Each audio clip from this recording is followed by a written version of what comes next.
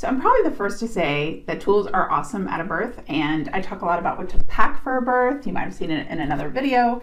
I really like fans. I really like battery operated candles. Today's techniques that we're going step by step through don't require tools at all. Actually, nothing that you want to pack in your hospital bag.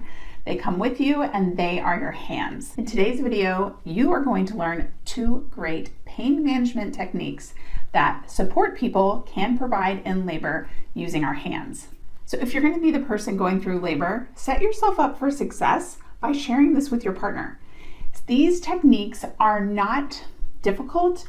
They aren't anything that require a whole lot of skill. However, if you don't know them or you don't know when to do them, they're not going to be done and you're going to miss out on 2 powerful pain management techniques. So I'm putting this in your hands to make sure that you share this with your partner. Now, my guarantee is by the end of the video, you are going to be able to master these 2 techniques. You're going to know when to do them. And at the end, I'm going to share my favorite tip on making sure that they work. Okay, so if we haven't met yet, my name is Alice Turner. I am a birth doula, a Lamaze certified childbirth educator. And here on this channel, I talk a lot about birth. I want to make sure that you have confidence and you're prepared before those contractions start. And this video fits right into that category because we've got these 2 techniques. Now, today, what we're doing is a little bit different. I'm bringing you in to a private session where I teach an awesome couple, Rachel and Seth, these techniques. So you're going to be kind of like a fly on the wall during this small private training session. So quick note, the audio in this training isn't perfect, but I appreciate you cutting me a little slack because the content is really worth it. So Rachel is in this forward leaning position, which is really a great position for labor. Okay, so this forward leaning position is great. You can lean up against a wall, especially like if you're walking into the hospital and you have a contraction, you got the wall right there, you can just do a lean. But what can really help is just some gentle counter pressure. So the easiest way is just taking a flat hand and putting a little bit of pressure right here. And Rachel, can you feel that? And I felt you kind of give a little bit of pressure back. Yeah. And so she can even push into your hand. So when the contraction starts and you hear the breathing, you know she's having a contraction. You can just say, I'm going to put some counter pressure and put your hand there. Do you want to try? I'm going to put some counter pressure. And at any time, Rachel can be like, less, more, harder, stop, and kind of get that direction back.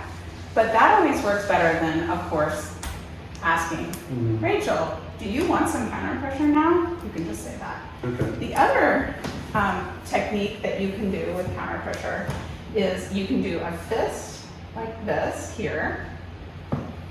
How does that feel, Rachel? Kind of different? Yeah. So and again, she can even push into your fist if that feels good. Yeah. So super easy. It's a great technique. Just laboring at home, contraction comes, and just put your hand there. It's like something that you can do that can almost like cut the pain in half. It's really amazing. Wow. Yeah. Okay. Thank you, Rachel. Yeah. How'd that feel? See what I mean about that being super simple? Now, before we move on, I want to quickly just share the highlights of this technique. So we've got our support person and we've got our laboring person.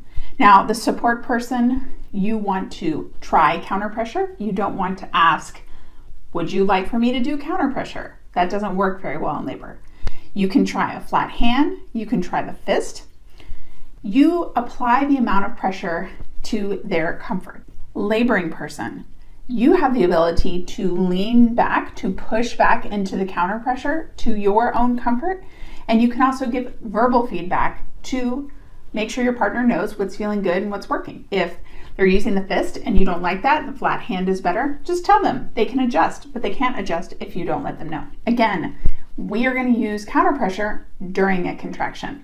So during the contraction, counter pressure helps cut the pain of that contraction.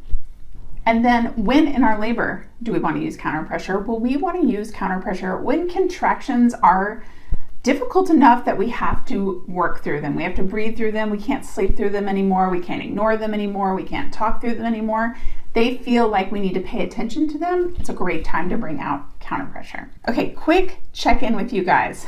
If this technique seems as easy as you're seeing, if you can imagine actually making this work and that it is easy, then let me know. Drop me a comment, pause the video, drop me a comment. Actually, if you think it's difficult, then put difficult. So easy if you're in the easy camp, difficult if you're in the difficult camp. I need a little check-in. I'd love to see a comment from you. So number 2, we're gonna join Seth and Rachel again to learn a very easy technique for giving massage.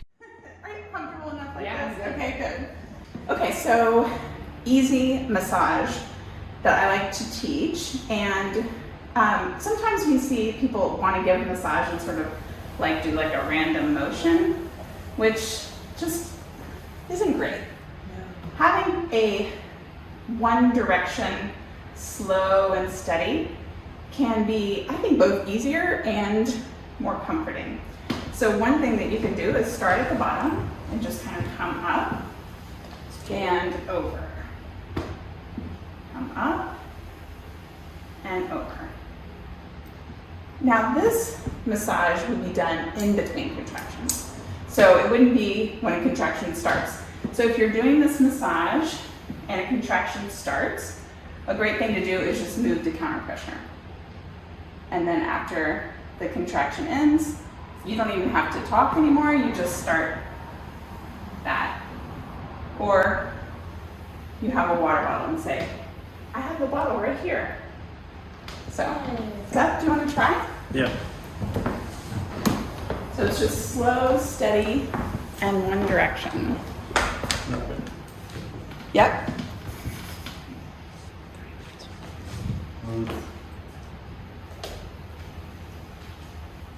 Yep. How does that feel, Rachel? It feels good. Yeah? How much pressure were you putting? I was putting light pressure, light touch massage, but it really, like Rachel can say like, oh, I like it when it, maybe a little bit harder, or I like it like that. And this is a great thing to even practice leading up to labor, like practice different massage techniques. So if a contraction comes, that's right, do some counter pressure. Awesome. So let me share the important details of this technique.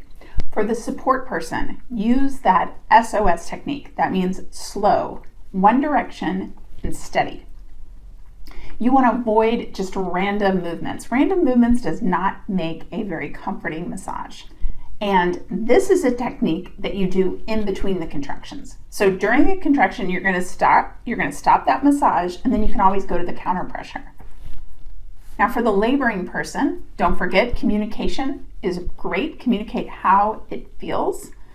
And a massage should remind you to loosen your muscles. So as much as we can relax during the labor, in between the labor, we are going to have a more effective labor.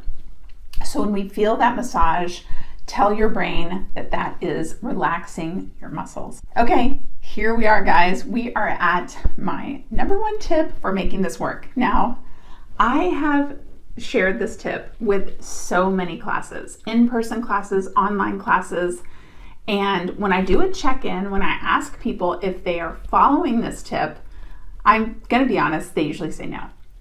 But here's the real deal. The people that actually pay attention to this tip, they are able to use these techniques in labor and to a huge benefit. That it really, I hear back from them, I'm so glad we followed your tip, which is to practice. I know no one loves homework and I'm adding extra things to your to-do list. That being said, practice makes a huge difference with this. It's just a chance for the two of you to work on your communication, to feel what it feels like. Where is a good place for counter pressure? What feels good? Is this massage technique, am I doing it right? Does it feel better? Does it feel worse? This is not like a huge time burden.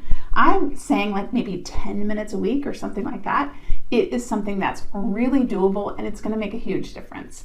So I know that you are going to take this seriously, and I have a little bonus, maybe not bonus, maybe a little challenge for those of you who are serious about really having those strategies dialed in for when contractions start. I have an awesome video. I'm going to put it on the screen here, and it is a video all about how to practice for labor using ice. Yes, this is something I do in my childbirth classes, and it's super effective.